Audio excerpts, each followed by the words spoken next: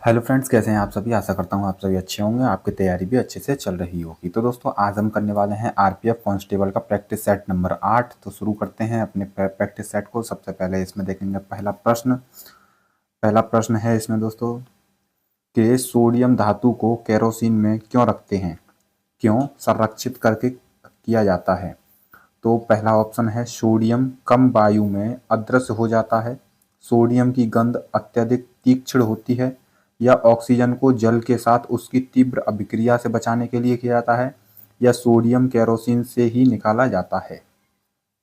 तो दोस्तों, सोडियम जो धातु होती है वो जो जब भी वायु से संपर्क करती है यानी हवा से संपर्क करती है तो उसमें जो नमी, कार्बन डाइऑक्साइड, ऑक्सीजन होती है तो उसके साथ तुरंत ही अभिक्रिया कर लेती है। तो उससे बचाने के लिए सोडियम धातु को केरोसिन यानी मिट्टी के तेल में संरक्षित किया जाता है। तो इसका सही आंसर है ऑप्शन नंबर 3, ऑक्सीजन और जल के साथ उसकी तीव्र अभिक्रिया से बचाने के लिए उसको केरोसिन में रखा जाता है। ऑप्शन नंबर 3 इसका सही आंसर है। अगला प्रश्न देखेंगे, प्रश्न नंबर 2 है, फ्रंटियर गांधी के नाम से किसे जाना जाता है। अब्दुल गफ्फार खान को, जवाहरलाल नेहरू को, ज्योतिबा फूले को, या सरदार वल्लभ भाई पटेल को। तो दोस्तों, फ्रंटियर गांधी कहा जाता है अब्दुल गफ्फार खान को। किसको कहा जाता है? अब्दुल गफ्फार खान को। इनको बादशाह खान के नाम से भी जानते हैं। किस नाम से? बादशाह खान के नाम से भी इनको जाना जाता है। ठीक है दोस्तों, और इनके द्वारा एक आंदोलन चलाया गया था जिसका नाम था खुदाई खिदमतकार। क्या नाम था? खुदाई खिदमतकार। एक आंदोलन चलाया गया था जिसका इन्होंने नेतृत्व किया था। ठीक है दोस्तों, कब से कब तक चला था ये? 1930 से लेकर 1947 तक चला था। 1930 से लेकर 1947 तक इन्होंने उसका नेतृत्व किया था। आगे देखेंगे, इसमें अगला प्रश्न है, प्रश्न नंबर 3 है, निम्न में से कौन सा वेद गीतों यानी गाए जा सकने वाले मंत्र की पुस्तक कहलाती है। तो कौन सा है? ऋग्वेद, यजुर्वेद, अथर्ववेद, या सामवेद। तो दोस्तों, यहाँ पर बताया गया है गाए जाने वाले मंत्र यानी संगीत से संबंधित कौन सा वेद है। तो इसका सही आंसर होगा सामवेद। संगीत से संबंधित है तो इसका सही आंसर है सामवेद। तो दोस्तों, हमारे जो वेद हैं उनकी संख्या कुल 4 है, ऋग्वेद, यजुर्वेद, सामवेद और अथर्ववेद। ऋग्वेद में जो भी धार्मिक अनुष्ठान है यानी कि धर्म से संबंधित जैसे यज्ञ है, कुछ भी है, वो सभी ऋग्वेद में उसका वर्णन किया गया है। और यज्ञ से संबंधित हैं जो यज्ञ की प्रक्रियाएं हैं, यज्ञ किस प्रकार किए जाते हैं, वो सभी यजुर्वेद में इसका वर्णन है। और अथर्ववेद में जादू टोना, काला जादू, ये सभी अथर्ववेद में है। ठीक है दोस्तों, आगे देखेंगे, अगला प्रश्न है, प्रश्न नंबर 4 है, निम्नलिखित में से किसे आंध्र प्रदेश की राजधानी घोषित किया गया है। अमरावती, नेल्लोर, विशाखापट्टनम, या विजयवाड़ा। तो आंध्र प्रदेश की जो राजधानी बनाई गई है वो अमरावती बनाई गई है। ठीक है दोस्तों, पहले आंध्र प्रदेश की राजधानी हैदराबाद हुआ करती थी, लेकिन 2 जून 2014 के बाद जब से तेलंगाना राज्य आंध्र प्रदेश से अलग हुआ है तो उस समय इसकी राजधानी अमरावती घोषित कर दी गई है। ठीक है, अगला प्रश्न देखेंगे, अगला प्रश्न है, प्रश्न नंबर 5 है, बोस आइंस्टाइन संगणन को खाली स्थान की गैस को सामान्य वायु को अति निम्न परम ताप पर लगभग 1000 घनत्व तक ठंडा करके बनाया जाता है। तो किसको बनाया जाता है? ऑप्शन 1 देखेंगे, अति निम्न घनत्व पर, अति उच्च घनत्व पर, या उच्च ताप पर, या उच्च आर्द्रता पर। तो जो बोस आइंस्टीन संगणन, ये पदार्थ की चौथी अवस्था है। इसमें अति निम्न घनत्व की एक गैस को, किस घनत्व की? अति निम्न घनत्व की गैस को सामान्य वायु को अति निम्न परम ताप पर लगभग 1000 घनत्व तक ठंडा करके बनाया जाता है। तो इसका सही आंसर होगा ऑप्शन नंबर 1। अगला है प्रश्न नंबर 6, नीति आयोग कैसा आयोग है? असंवैधानिक निकाय, या राजनीतिक निकाय, या फिर वैधानिक निकाय, या संवैधानिक निकाय। तो दोस्तों, नीति आयोग, पहले इसका नाम योजना आयोग हुआ करता था, वर्तमान में इसका नाम नीति आयोग कर दिया गया है। तो एक असंवैधानिक निकाय है। कैसा निकाय है ये? असंवैधानिक निकाय है। पहले इसका नाम योजना आयोग हुआ करता था, योजना आयोग। इसकी स्थापना 1950 में की गई थी। कब की गई थी? 1950 में। ठीक है, अगला प्रश्न है, प्रश्न नंबर 7 है, भारतीय फुटबॉल संघ की स्थापना कहाँ हुई थी? भारतीय फुटबॉल संघ की स्थापना पुणे, अगरतला, कोलकाता, या चेन्नई। कोलकाता में इसकी स्थापना हुई थी।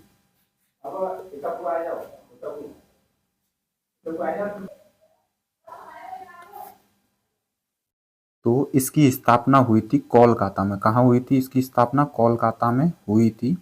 इंडियन फुटबॉल एसोसिएशन की स्थापना कोलकाता में हुई थी और ये कब हुई थी? 1893 यानी कि 1893 में इसकी स्थापना हुई थी। अगला प्रश्न है, प्रश्न नंबर 8 है, निम्नलिखित में से कौन सी राशियां समान हैं? तो ऑप्शन 1 वेग और विस्थापन, गति और त्वरण, गति और वेग, या वेग या त्वरण। तो कौन सी ऐसी दो राशियां हैं जो समान है? तो इसका सही आंसर है गति और वेग दोनों राशियां समान हैं और इनका मात्रक क्या होता है?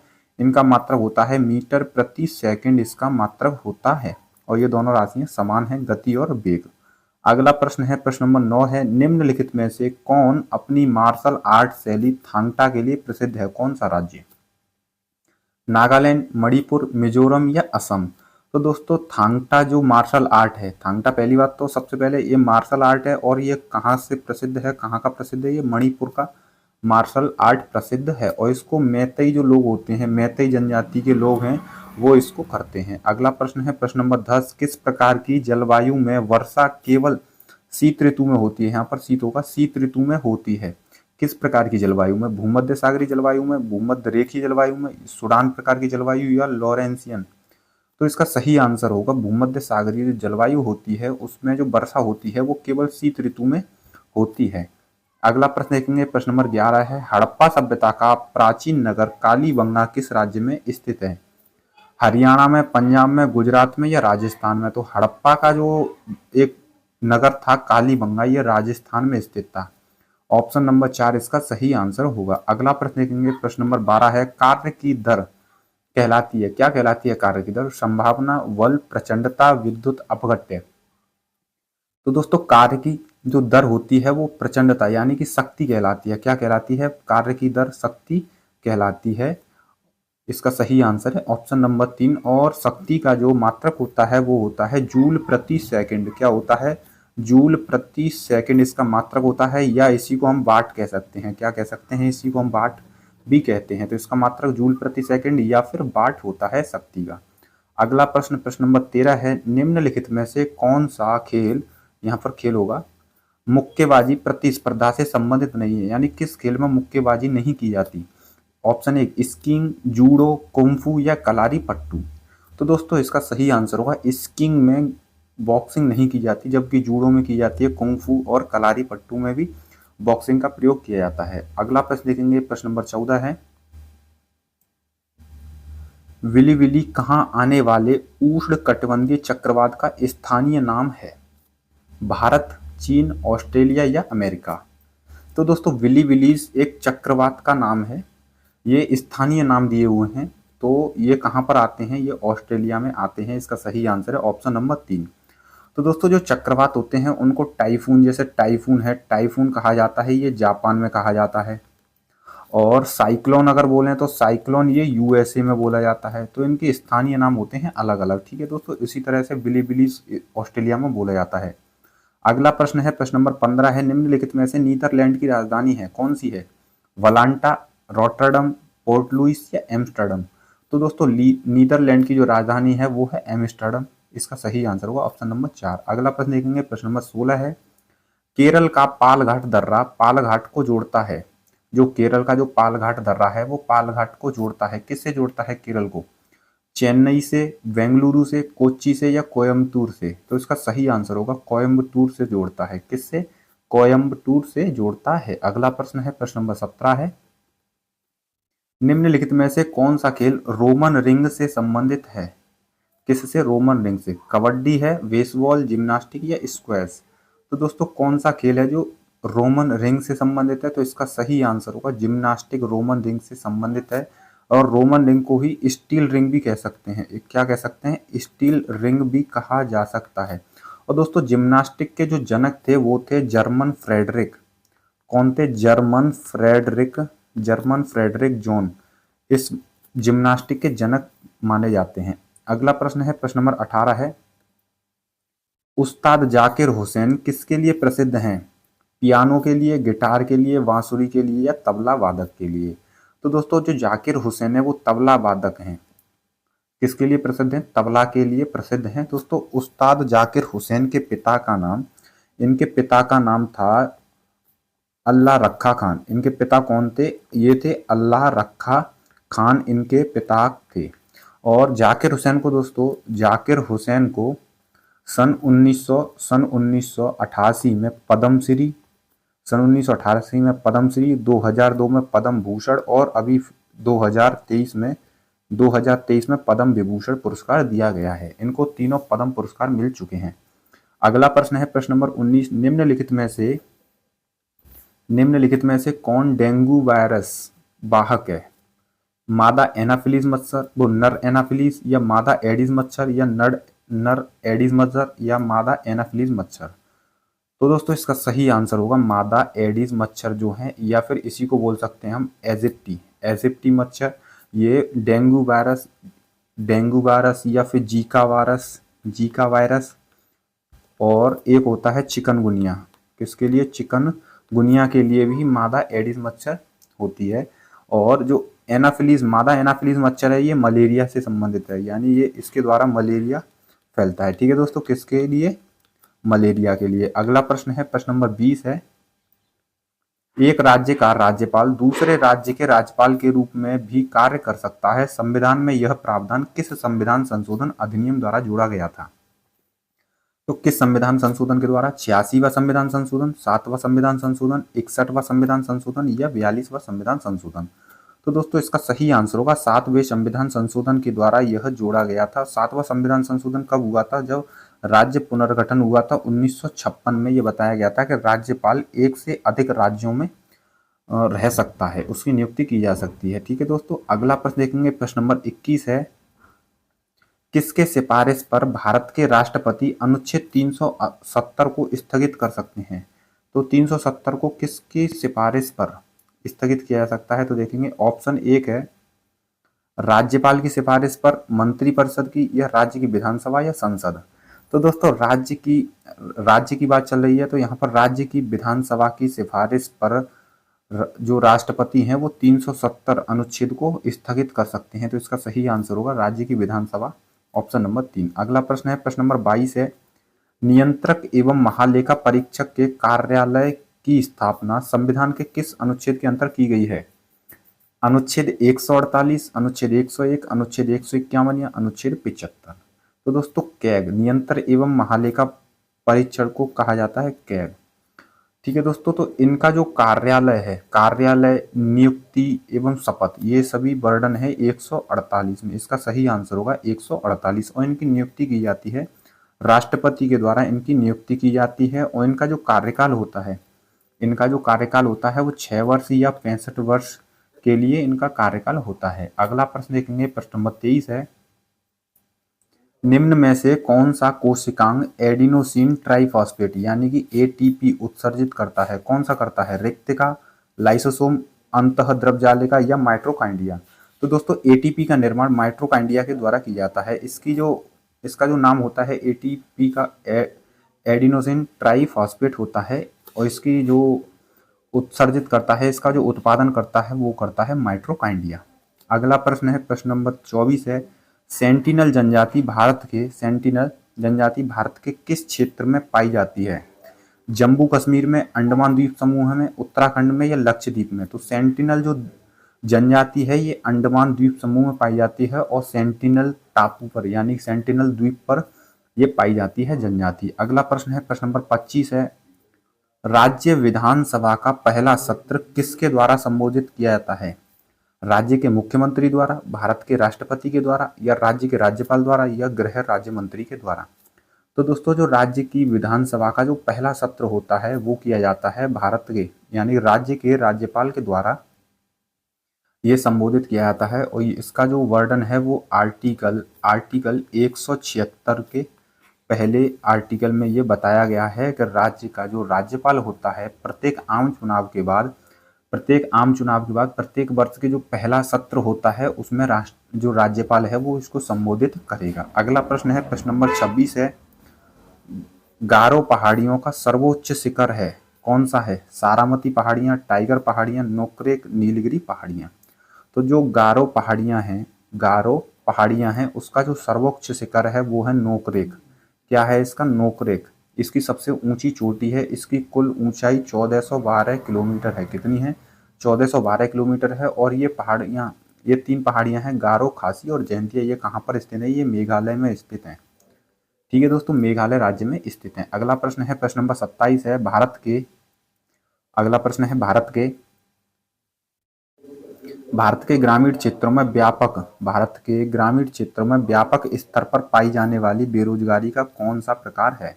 ग्रामीण क्षेत्रों में अस्थायी बेरोजगारी, प्रच्छन्न बेरोजगारी, संरचनात्मक बेरोजगारी या स्वैच्छिक बेरोजगारी? तो दोस्तों ग्रामीण क्षेत्रों में सबसे ज्यादा की जाती है कृषि, और कृषि में जो बेरोजगारी पाई जाती है उसको कहा जाता है प्रच्छन्न बेरोजगारी। कौन सी बेरोजगारी होती है? प्रच्छन्न बेरोजगारी। इसमें क्या होता है, दिखने में लोग कार्यरत होते हैं परंतु वास्तव में वो लोग बेरोजगार होते हैं। इसी तरह की बेरोजगारी को प्रच्छन्न बेरोजगारी कहा जाता है। अगला प्रश्न है, निम्न में से कौन सा एक प्राथमिक क्षेत्र के अंतर्गत नहीं आता है? तो हमें बताना है प्राथमिक क्षेत्र के अंतर्गत नहीं आता है। तो दोस्तों अर्थव्यवस्था में 3 प्रकार के क्षेत्र बताए गए हैं, 3 प्रकार के। एक है प्रथम प्राथमिक क्षेत्र, एक द्वितीय क्षेत्र और एक होता है तृतीय क्षेत्र। ठीक है दोस्तों, तो प्राथमिक क्षेत्र है उसमें क्या होता है, इसमें प्राकृतिक संसाधन आते हैं। दूसरे में जैसे विनिर्माण होता है जिसमें पेट्रोल डीजल इसका उत्सर्जन करने के बाद इनको प्योरीफाई किया जाता है, या आटे से ब्रेड बनाई जाती है, ये सभी विनिर्माण में आते हैं। और तीसरा होता है सेवा क्षेत्र। कौन सा होता है? तीसरा होता है सेवा क्षेत्र।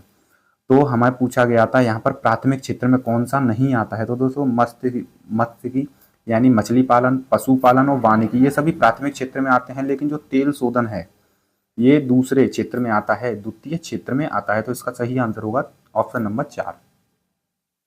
अगला प्रश्न है, प्रश्न नंबर 29 है, गोरखपुर निम्न में से किस भारतीय रेल मंडल का मुख्यालय है? तो उत्तरी क्षेत्र का है, पश्चिमी क्षेत्र का है, पूर्वी क्षेत्र का है या फिर पूर्वोत्तर क्षेत्र का है? तो दोस्तों गोरखपुर पूर्वोत्तर क्षेत्र का मुख्यालय है। किसका? पूर्वोत्तर क्षेत्र का मुख्यालय है। और भारत में कुल जो मंडल हैं उन मंडलों की संख्या 70 है। कितने मंडल हैं भारत में? कुल 70 मंडल हैं। अगर रेलवे जोन की बात की जाए तो रेलवे जोन कुल 18 रेलवे जोन हैं। अगला प्रश्न देखेंगे, प्रश्न नंबर 30 है, निम्नलिखित में से कौन सी खेती की आधुनिक विधि है? उच्च पैदावार के लिए बांध, कीटनाशक या जैव उर्वरक? तो दोस्तों जो खेती के लिए आधुनिक विधि है वो है जैव उर्वरक। इसका सही आंसर है ऑप्शन नंबर 4। अगला प्रश्न है, प्रश्न नंबर 31 है, पुदुचेरी विधानसभा की स्थापना किस वर्ष की गई थी? 1963 में, 1971 में, 1992 या 1996? तो दोस्तों पुदुचेरी विधानसभा की स्थापना 1963 ईस्वी में की गई थी। और ये केंद्र शासित प्रदेश अधिनियम 1963 के तहत की गई थी। इसमें क्या हुआ था कि पुदुचेरी जो प्रतिनिधि सभा थी, क्या थी? प्रतिनिधि सभा थी, वो प्रतिनिधि सभा विधानसभा में परिवर्तित की गई। किसमें की गई? विधानसभा में इसको बदल दिया गया 1963 में। अगला प्रश्न है, प्रश्न नंबर 32 है, किस भारतीय राज्य में लोकसभा सीटें सर्वाधिक हैं? किसमें है? राजस्थान में, केरल में, उत्तर प्रदेश में या बिहार में? तो दोस्तों लोकसभा की सबसे अधिक सीटें उत्तर प्रदेश राज्य में स्थित हैं। किसमें? उत्तर प्रदेश राज्य में लोकसभा की कुल सीटें कितनी हैं? लोकसभा की कुल सीटें 80 हैं और राज्यसभा की सीटें 30 हैं। कितनी है? राज्यसभा की कुल सीटें 30 हैं। अगर विधान परिषद की बात की जाए तो विधान परिषद की सीटें हैं 100। कितनी है? 100। और विधानसभा की सीटें हैं 403। ठीक है दोस्तों, कितनी है? 403 विधानसभा की सीटें हैं। अगला प्रश्न है, प्रश्न नंबर 33 है, निम्न में से किस भगवान को ऋग्वेद में पुरंदर कहा गया है? किसको कहा गया है? शिव को, सोमदेव को, इंद्र को या विष्णु को? तो ऋग्वेद में पुरंदर कहा गया है इंद्र को। इसका सही आंसर है ऑप्शन नंबर 3। अगला प्रश्न है, निम्न विकल्पों में दिया गया कौन सा शब्द फ्री हैंड एक्सरसाइज को व्यक्त करता है? किस? तो कॉलिस्थेनिक्स या सिल्बम, स्नूकर्स या तलवारबाजी? कौन सा ऐसा शब्द जो फ्री हैंड एक्सरसाइज को व्यक्त करता है? तो कॉलिस्थेनिक्स जो है ये फ्री हैंड एक्सरसाइज को व्यक्त करता है, दिखाता है। अगला प्रश्न है, प्रश्न नंबर 35 है, ग्रीष्मकालीन ओलंपिक के किस सत्र के अंतर्गत निम्न में से कौन सा खेल शामिल नहीं है? तो जो ग्रीष्मकालीन ओलंपिक में कौन सा खेल शामिल नहीं है? 3 तो शामिल होंगे लेकिन एक नहीं होगा।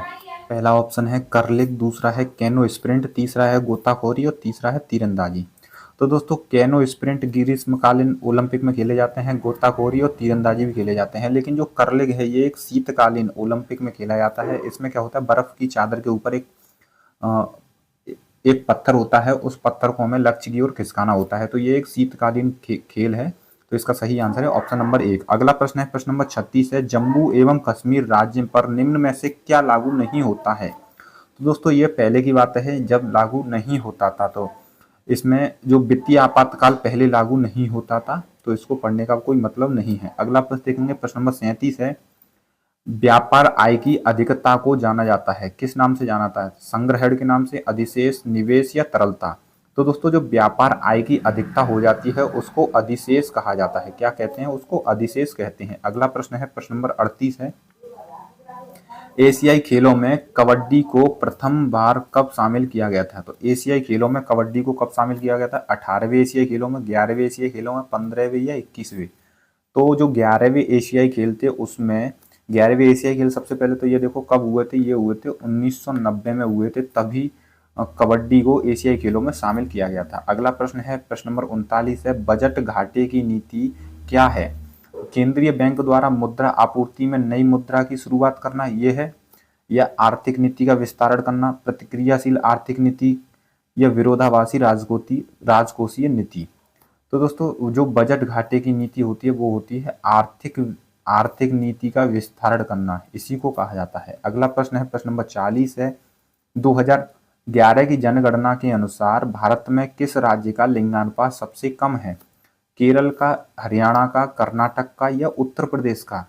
तो 2011 की जनगणना के अनुसार सबसे कम लिंगानुपात हरियाणा का है। किसका है लिंगानुपात, दोस्तों लिंगानुपात होता है 1000 व्यक्तियों के ऊपर, यानी कितनी महिलाएं हैं। तो हरियाणा में 1000 पुरुषों के तुलना में 879 यानी कि 889 महिलाएं हैं। और सबसे अधिक लिंगानुपात है केरल का, 1000 पुरुषों पर 1084 महिलाएं हैं तुलना में। तो सबसे अधिक केरल का है और सबसे कम है हरियाणा का। अगला प्रश्न है प्रश्न नंबर 41 है, प्रथम गुट निरपेक्ष सम्मेलन कहाँ हुआ था, बेलग्रेड में, लंदन में, न्यूयॉर्क में या वार्डुंग में। तो जो प्रथम गुट निरपेक्ष सम्मेलन हुआ था ये हुआ था बेलग्रेड यूगोस्लाविया में। कहाँ पर, बेलग्रेड यूगोस्लाविया में हुआ था। और ये यूगोस्लाविया में कब हुआ था, 1961 में पहली बार गुटनिरपेक्ष हुआ था। और इस समय इसमें कुल सदस्यों की संख्या थी, कुल 25 सदस्य इसमें सम्मिलित हुए थे। अगला प्रश्न है प्रश्न नंबर 42 है, डांडिया एक पारंपरिक लोक नृत्य है, कहाँ का नृत्य है, कर्नाटक का, सिक्किम का, गुजरात का या उत्तर प्रदेश का। तो डांडिया एक पारंपरिक लोक नृत्य है और ये गुजरात का है, और ये नवरात्रि के समय किया जाता है। कब किया जाता है, नवरात्रि के समय किया जाता है। अगला प्रश्न प्रश्न नंबर 43 है, कितनी भाषाओं में साहित्य अकादमी पुरस्कार दिया जाता है, कितनी भाषाओं में, 21 भाषाओं में, 23 भाषाओं में, 22 भाषाओं में या 24 भाषाओं में।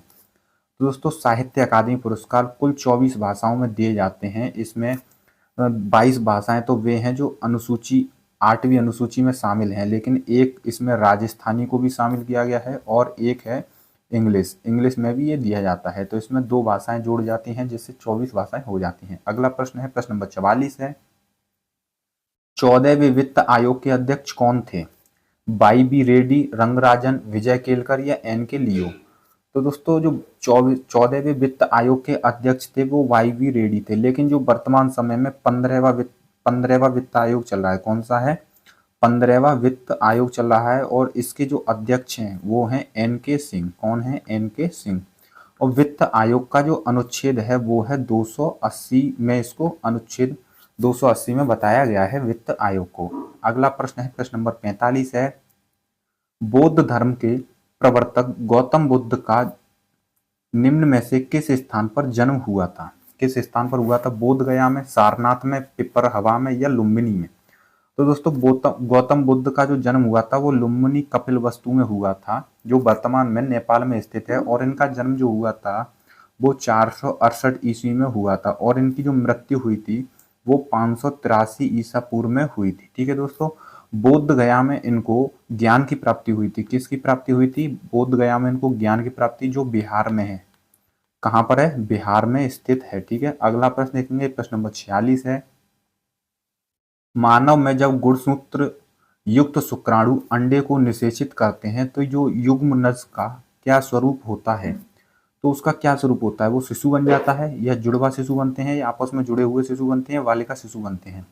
तो दोस्तों वो शिशु बनता है। क्या बनता है? वो शिशु बनता है। मानव में जब गुणसूत्र युक्त शुक्राणु अंडे को निषेचित करते हैं तो शिशु बनता है। तो दोस्तों जो मानव यानी कि जंतुओं में और मानव और जंतुओं में दोनों में ये गुणसूत्र पाए जाते हैं। गुणसूत्रों की संख्याएं उनमें अलग अलग हो सकती हैं, लेकिन मानव और जंतु में गुणसूत्र पाए जाते हैं और ये कोशिका के केंद्रक में पाए जाते हैं। ठीक है दोस्तों, अगला प्रश्न देखेंगे, प्रश्न नंबर 47 है, निम्न में से सातवाहन राजवंश की राजधानी क्या थी? तक्षशिला थी, पैठन थी, पाटलिपुत्र थी, या उज्जैन थी? तो सातवाहन वंश की राजधानी थी पैठन, या फिर इसी को हम बोलते हैं प्रतिष्ठान। क्या बोलते हैं? प्रतिष्ठान भी इसी को कहा जाता है। सातवाहन राजवंश की राजधानी थी। सातवाहन वंश का जो संस्थापक था वो था सिमुक। कौन था? सिमुक इसका संस्थापक था। अगला प्रश्न है प्रश्न नंबर 48, परमाणु के सबसे बाहरी कक्ष में मौजूद इलेक्ट्रॉन क्या होते हैं? तो क्या होते हैं? उत्तेजक इलेक्ट्रॉन, संयोजी इलेक्ट्रॉन, या स्थायी इलेक्ट्रॉन, या इलेक्ट्रॉनों की बॉक्विंग? तो दोस्तों जो बाहरी कक्षा में मौजूद होते हैं उनको संयोजी इलेक्ट्रॉन कहते हैं, या फिर वैलेंस इलेक्ट्रॉन कहते हैं। क्या कहते हैं? वैलेंस इलेक्ट्रॉन, इन्हीं को कहा जाता है। अगला प्रश्न है प्रश्न नंबर 49 है, न्यूयॉर्क शहर किस नदी के तट पर स्थित है? किस नदी के तट पर है? मिलोरी नदी, थेम्स नदी, हडसन नदी, या मिसिसिपी नदी? तो दोस्तों जो न्यूयॉर्क शहर है वो हडसन नदी के तट पर स्थित है। इसका सही आंसर है ऑप्शन नंबर 3। अगला प्रश्न है प्रश्न नंबर 50 है, किस उपकरण का उपयोग यह पता लगाने के लिए किया जाता है कि वस्तु आवेशित है या नहीं? तो किसके जरिए से पता लगाते हैं? विद्युतदर्शी के द्वारा, परिदर्शी के द्वारा, एंडोस्कोप के द्वारा, या कैलिडोस्कोप के द्वारा? तो इसका सही आंसर होगा विद्युतदर्शी के द्वारा। इसी को कहा जाता है इलेक्ट्रोस्कोप। क्या कहते हैं इसको? इलेक्ट्रोस्कोप कहा जाता है। तो इसका सही आंसर है ऑप्शन नंबर 1।